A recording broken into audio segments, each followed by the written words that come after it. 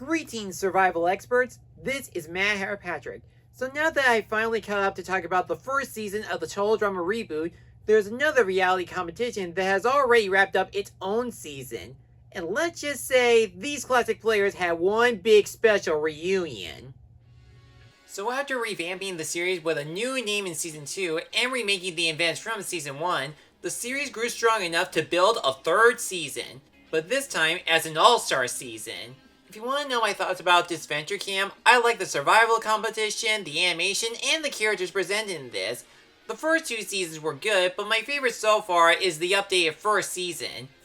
After watching that competition with Crystal and Oliver, I was hyped to hear that they were planning to bring back some of our favorite characters for All-Stars, much like the real Survivor. Now the big question is, did it end up good in the end? Or did it fall into the same trap as Total Drama's own All-Star season? Welcome to another episode of the One Reviews. It's time to go back to Crystal's camp one last time. This is Disventure Camp All-Stars! In this one, Crystal has called 18 contestants from Seasons 1 and 2 to take part in another competition. However, instead of giving away $1 million, the winner will receive $3 million. In order to win the prize, the contestants must survive Camp Tippetskull once again, but this time under the stars. No showers, no cabins, no anything. As a season that's made as an all-star competition, it does manage to open up really strong. It shows that a lot has changed throughout the past 2 years, and we learn what happened to some of these characters after their seasons were over. They're given new looks to their character designs, like wearing different outfits, hairstyles, and more, which I'm actually surprised the Total Drama crew didn't think of something like that before with their later seasons during the time gaps. Best of all, unlike Total Drama All-Stars, there's a lot more character interaction between the Season 1 and 2 players. It focuses more on the competition, and you have no idea which one of these contestants could be deemed the winner of Season 3. In addition, it does act more like a legitimate heroes versus villains season. Alec came up with an elaborate plan to team up with all the villains for both seasons to guarantee their safety and chances of winning the $3 million, making the competition serious, and you want to see the final outcome. As I told my followers, teamwork makes the dream work. Thank you, Grat. But it doesn't just focus on the game entirely. It looks into the perspective of Jake, Tom, Connor, Gret, Rhea, Allie, Alec, and more, and some of these side plots give some good reasons why they want to win the game. However, as amazing as it is as an all-star season, there is a catch to making an all-star season.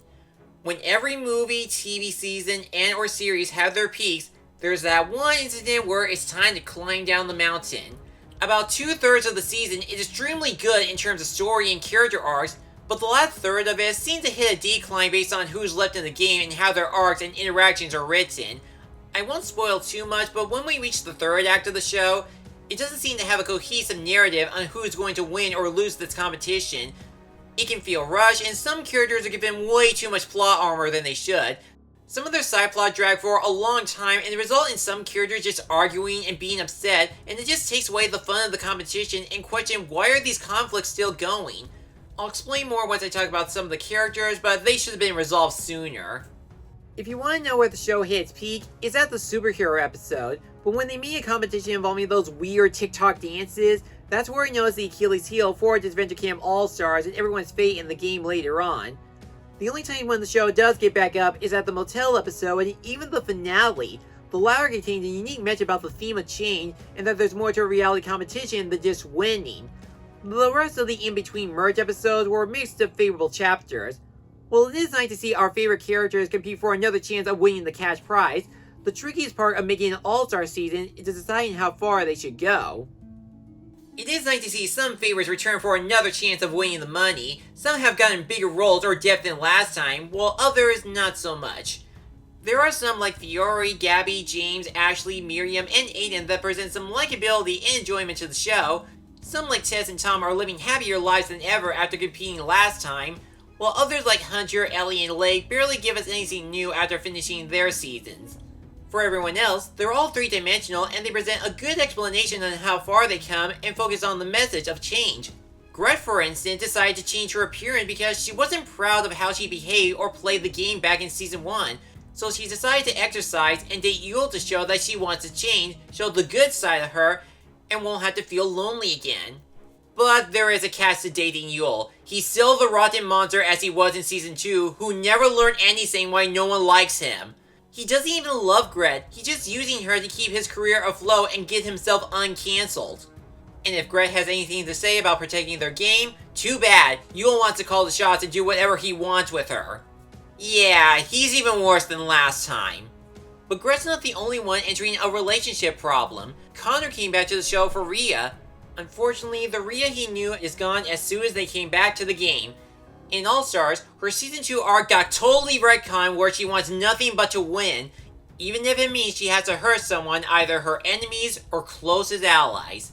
It puts Connor in a tough spot on should he just give up Rhea over her freaky camera-loving acting persona, or continue believing that there's still good in her. And it's understandable why he feels that way. Rhea really did help him when they first met. But when she hit Hollywood and played the villainess of TV, it's like meeting a completely different person. There's also Alec, one of the Season 1 villains that formed the Villains Alliance. He's been down on his luck ever since his wife broke up with him. So he's trying to win the money in hopes he can put himself back together and start a new life. But as the show progresses, it explains what he did wrong with his family and learns what it means to be a better husband or father.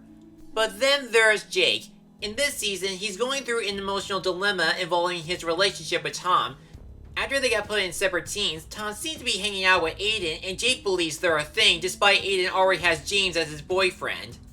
On the other hand, Jake doesn't want to jump to any conclusions like he did last time, so with the help of Ashley, he wants to stay true to himself as a nice person and don't let his complicated Tom relationship get in the way with anything.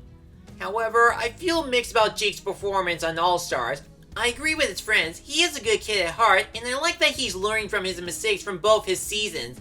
But my issue with his role in Season 3 is that the show keeps hammering in about his insecurities more often than it should. Not just the Tom and Aiden fiasco, but also with Allie.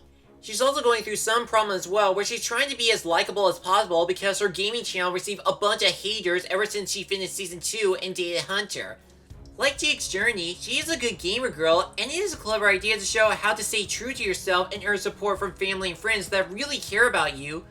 But whenever there's a feud between Jake and Allie, it gets really annoying and insignificant. I can't fully remember what they were even fighting about in the first place. It's broken. See what you did? Enough! Both of you shut up already! The only character that's involved with Jake I was more into is really Tom because his journey is well executed and less exaggerated. He still really likes Jake, but he's afraid of talking to him, fearing that he might hurt both of them like last season. As for the crew at Disventure Camp, Crystal is still the host of the show, but she now has doubt if she wants to continue hosting.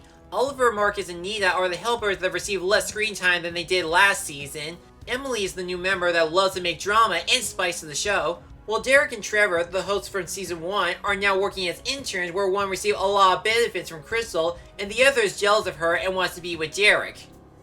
As the show keeps going, the animation received a bunch of updates to show how much it has already grown throughout the years. I already mentioned they gave new outfits and older looks to the characters, but the animators also gave them more costumes in order to match the tone of the challenge. The character animation present a lot more action during the challenges, making them fun to watch.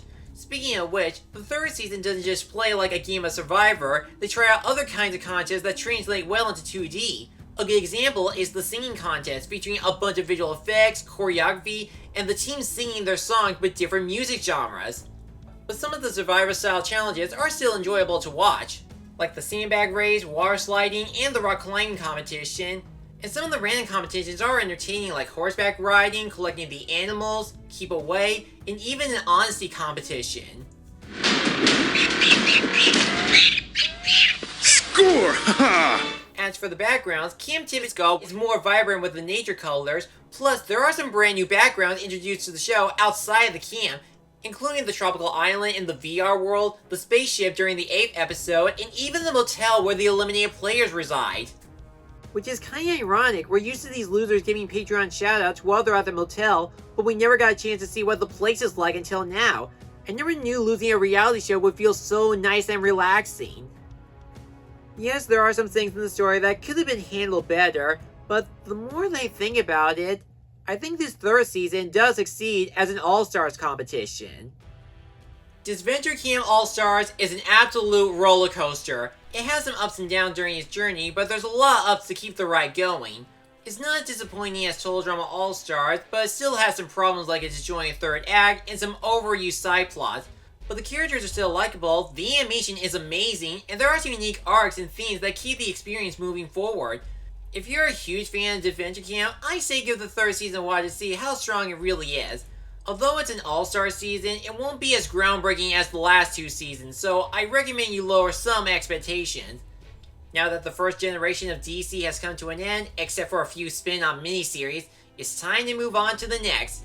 As for Season 3, I'm going to give the All-Star season a B. It's a flawed third season, but it's an enjoyable third comp I don't mind coming back to. I'm Mad Hair Patrick, now excuse me, I need to get ready to celebrate for this year's Halloween. I wonder if I should dress up like Dan from Season 1.